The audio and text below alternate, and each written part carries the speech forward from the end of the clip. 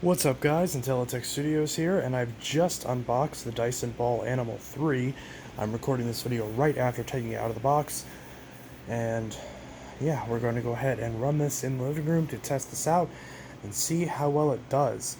Now, I just ran, for the sake of controls, this little experiment here, I just ran my Dyson Ball Total Clean in here, literally, right before I did this video. I ran this, and I got up a good amount of sand and dirt and whatnot because I've been using the Musu, and the Musu, as we know, is a piece of crap. So this Dyson did a great job at picking up everything, but one thing I noticed is that this thing pumps out a lot of heat. Like a lot of heat. Like, this room is very, very hot now because of my breaker, obviously, requiring me to turn off the air conditioner, plus the addition of running this. It is incredibly stuffy in here to the point where I had to turn on the ceiling fan. So this left a lot of heat in the room, and it was literally hotter than some space heaters that I've had, which does kind of worry me about the longevity of this, and it just in general makes it very unpleasant to use. And that's something I didn't notice until I plugged this in and immediately turned on, and I felt the exhaust, and the exhaust is nice and cool. It's, pretty much room temperature. So this, not only does the motor sound better on this than my Total Clean, but it's pushing out a lot less heat as well. In fact, it's pushing out no heat at all, like how it should be, whereas this Total Clean is incredibly hot.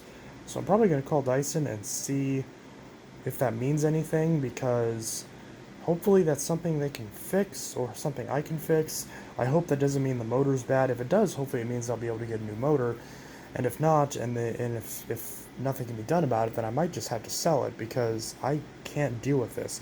Oh, except in the winter time. Maybe I could just have this be the vacuum I use in the winter, and this be the one I use in the summer. But I already have my Fan and Fury for that purpose.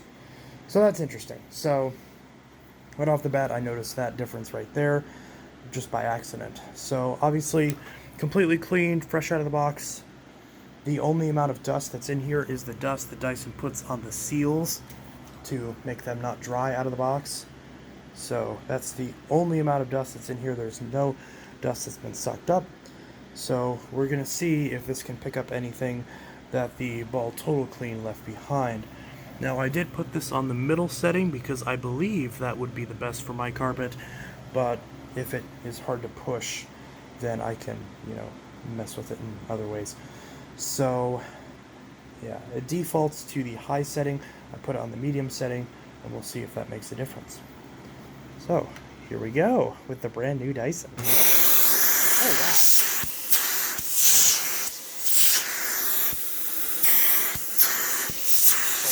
That's a lot. Oh, wow, the brush roll is nice and quiet. Oh, and that really sticks. Oh, wow. That really yanks itself to the carpet. Oh, wow.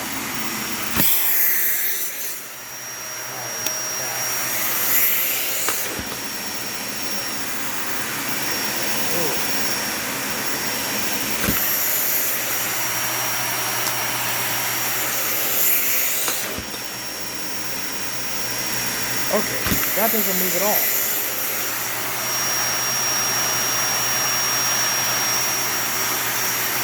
Okay, now it's heating up a good amount.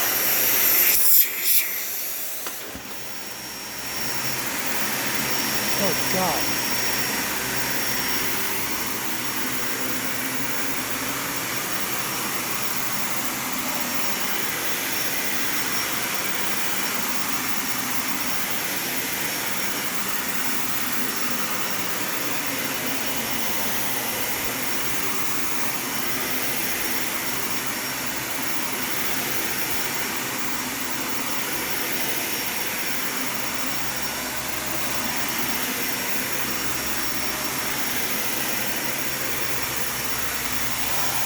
Now, you're technically not supposed to vacuum your carpet this fast, but this is how I vacuumed with the Total Clean, so we have to keep it fair and do it the same way.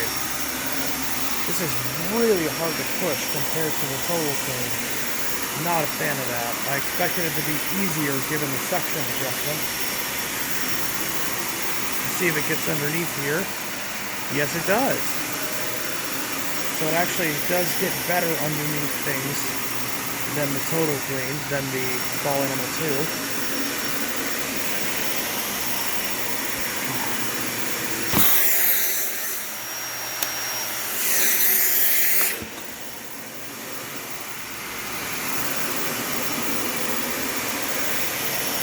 Okay, that's actually the easiest setting. Okay. So the default is actually the easiest on my carpet at least.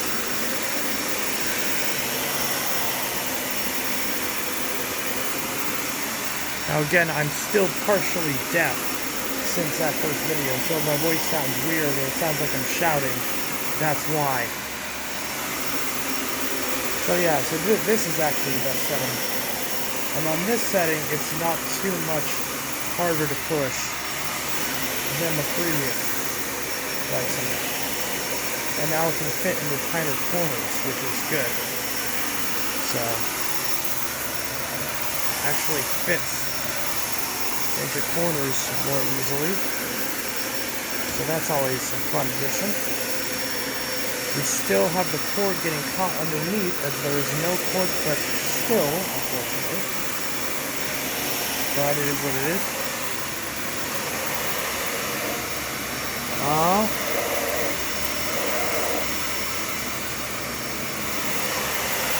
Still gets underneath my table, although it's a little bit harder.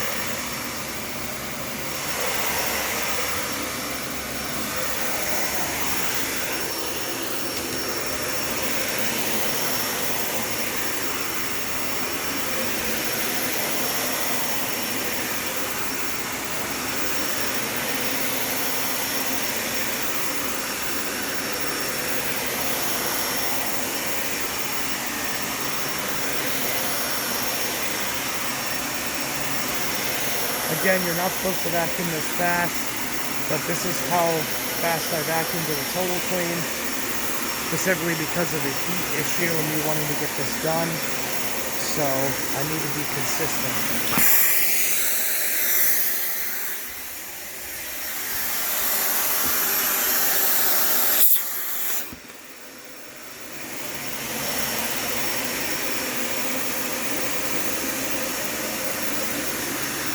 Can you push the cord out of the way without swallowing it? Yes, you can.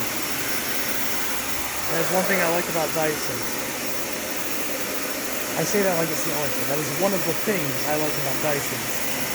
Is that because the floor head seals to the floor, it's actually really easy to push the cord out of the way without running over it, which some people have complained about, which makes no sense to me. I don't know why you would want to run over the cord with the brush cord.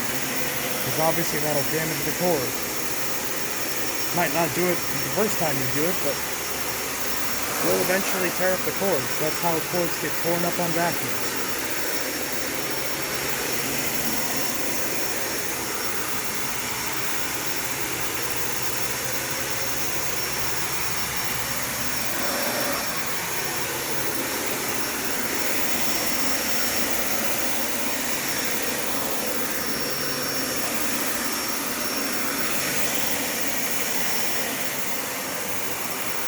I feel what seems like the brush slipping a little bit.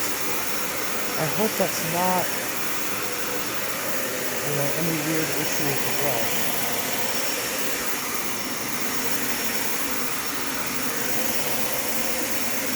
Look at those lines.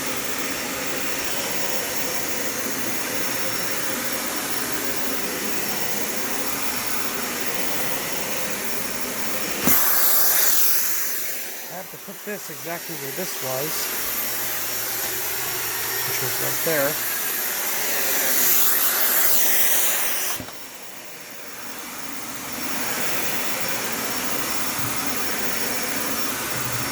There we go.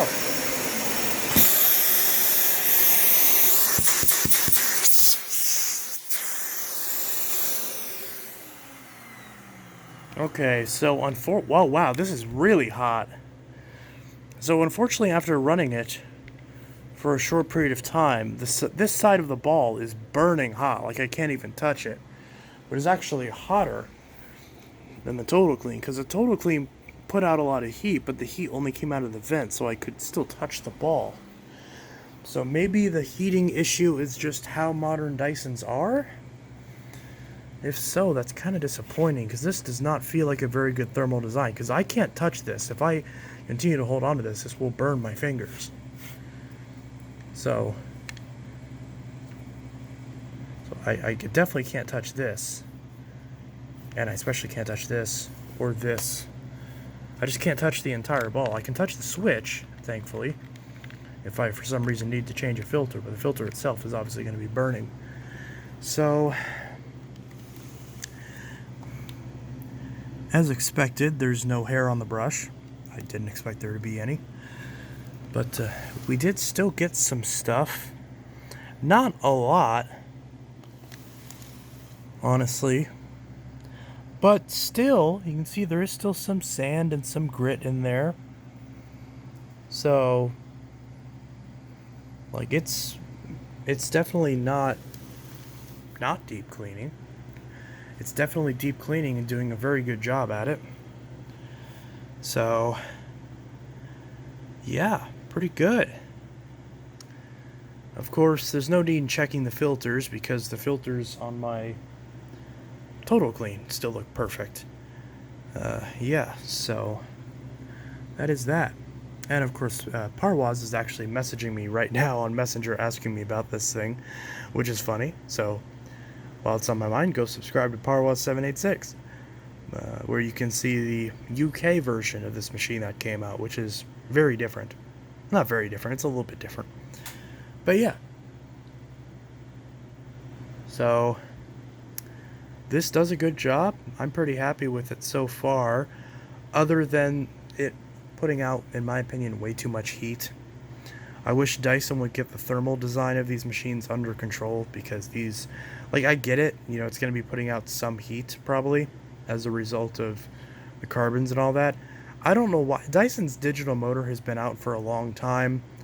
I don't know why Dyson can't engineer their digital motors to fit into the uprights. It's not like they haven't engineered them to not run off of AC power versus a battery. They've done it in some of their canisters even 10 years ago. I think the DC-22, I'm pretty sure, had a digital motor in it. It was a canister. I don't see why Dyson couldn't put the digital motor in these uprights. That way you would never have to replace a filter due to carbon dust. And also, you wouldn't have any heat pumping out. At least I don't think, right? It's been a while since I've used Dyson cordless admittedly, so maybe those do pump out heat, but I can't imagine it be as much as a old school motor. So why Dyson hasn't done that, I'll never understand. Could you imagine, like, if Dyson made the ultimate, because yes, this anti-tangle brush roller, no maintenance and all that, but could you imagine if Dyson made the ultimate no maintenance vacuum, where it was the anti-tangle roller, the kinetic science, so that way you didn't have a pre-motor filter, and the post-motor filters you would nearly never have to change, because there would be no carbon dust filling up the filters. So that way the HEPA filter would only get dirty from the little bit of dust that made it through the kinetic cyclones. Like, could you imagine that? A completely no maintenance machine? That'd be awesome. So yeah.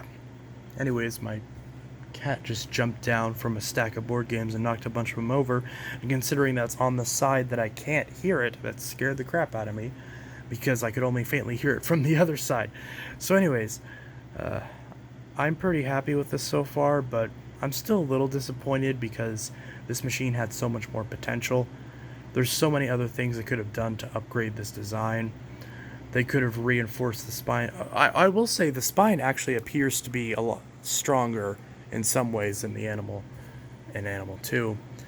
I noticed that the spine doesn't flex as much as the Total Clean, even though the Total Clean's only 6 months old, so it should not be an age-related issue.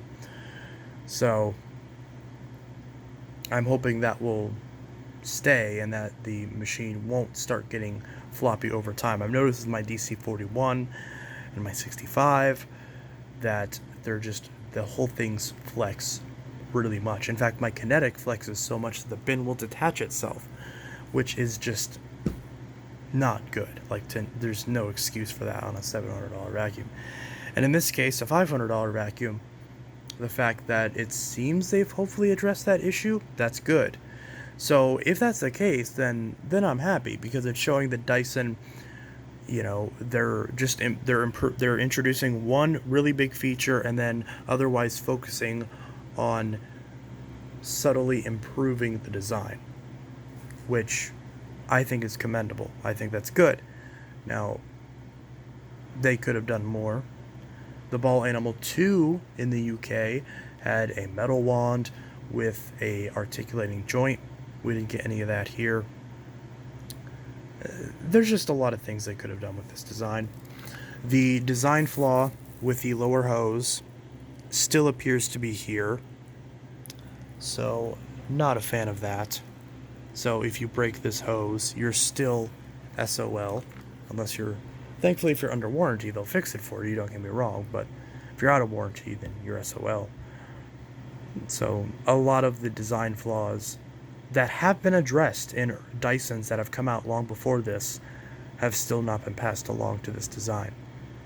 So, not happy with that. And yeah, so overall my feelings on this machine are mixed. I still can confidently say that right now this is the best Dyson to buy. And I will still be using this more in preparation for the full review, mainly to test this cleaner head more in depth. On my carpet, the far left setting is the way to go. So I'll test this on other carpets, bare floors, all that fun stuff, and see how well this does. And a full review will be coming soon. So that is that. Anyways, this is Intellitech Studio signing out with my living room vacuuming video of the Dyson Ball Animal 3 Extra. So yeah, this has been Intellitech Studios signing out. I'll see you guys in the next video, and I hope you all have a good one. Peace.